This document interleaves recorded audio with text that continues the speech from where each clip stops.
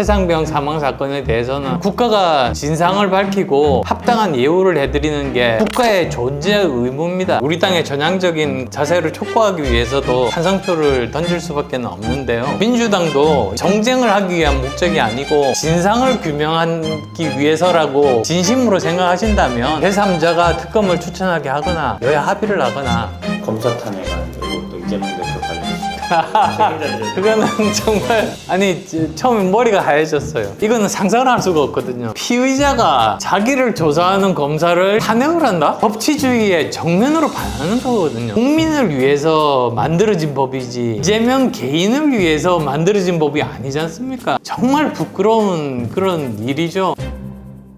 합의성에 동의하시면서 제2요구권이 왔을 때도 좀 찬성을 이번에 예, 그 이유는 민심을 따라야 된다고 생각하기 때문입니다. 여론조사만 보는 게 아니라 여러 동네 주민들이나 계속 이렇게 이야기들을 들어 이렇게 보면은 결국은 우리가 신뢰를 많이 잃었습니다. 국민들의 신뢰를 다시 얻기 위해서는 결국은 우리가 국민들의 생각으로 다가가는 것이 중요하다. 그게 첫걸음이다. 그게 여당이 해야 될 일이다. 저는 그런 믿음을 가지고 있기 때문에 우리 당을 위해서도 저는 그것이 필요하다는 생각이죠. 국가를 위해서 꽃다운 나이에 생명을 바친 최상병 사망 사건에 대해서는 국가가 진상을 밝히고 합당한 예우를 해드리는 게 국가의 존재 의무입니다. 국방과 안보는 보수의 핵심 가치거든요.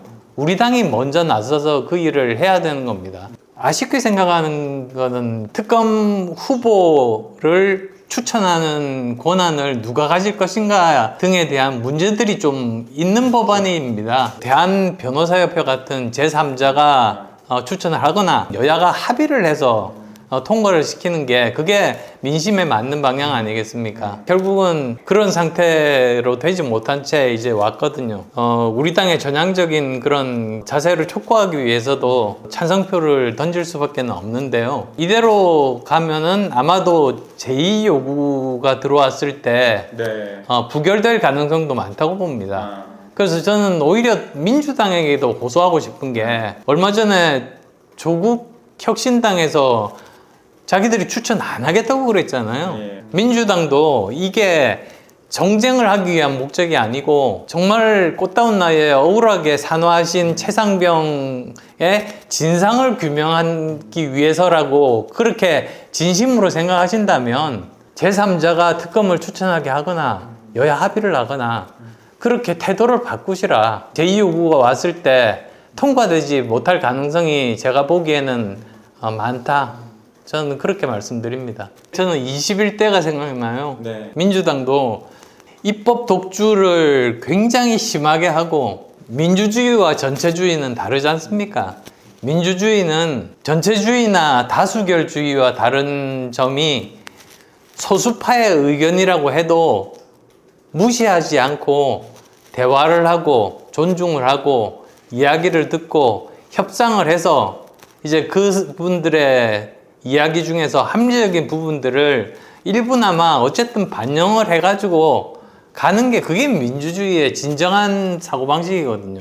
근데 그게 아니고 숫자로만 밀어붙이고 100% 자신들의 생각만으로 이렇게 가는 거 그거는 민주주의가 아닙니다. 아니 국회의원 된 사람들이 민주주의가 뭔지도 모르나?